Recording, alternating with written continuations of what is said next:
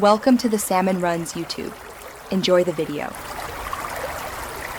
In this video, I will explain how to change your Jeep Compass brake pads. First, let's prepare. You'll need a few key tools: a reliable floor jack, sturdy jack stands, a lug wrench, and a C-clamp. Always ensure your vehicle is parked on a level surface with the parking brake firmly engaged. Safety is paramount, so remember to wear protective eyewear and gloves. These initial steps are crucial for a smooth and safe brake pad replacement. Now, let's get to removing those old brake pads. Begin by loosening the lug nuts on the wheel you're working on while the vehicle is still on the ground. Then, safely raise your Jeep Compass with a jack and secure it firmly using 2 jack stands for stability. Once the wheel is off, unbolt the 2 caliper guide pins. Carefully remove the old pads and use a C-clamp to compress the caliper piston, making space for the new pads.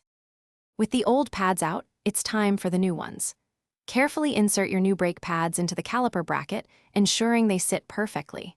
Then, reinstall the brake caliper over the new pads and secure it by reinserting the guide pins. It's important to torque these guide pins to the manufacturer's specification, which is often around 26 foot-pounds. Finally, replace the wheel and hand-tighten the lug nuts before you lower your vehicle.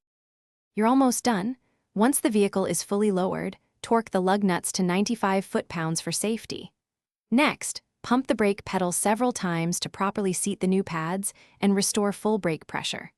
For the first 200 miles, drive cautiously, avoiding any sudden or hard braking to allow the pads to brake in correctly. Finally, check your brake fluid level and top it off if necessary for optimal system performance.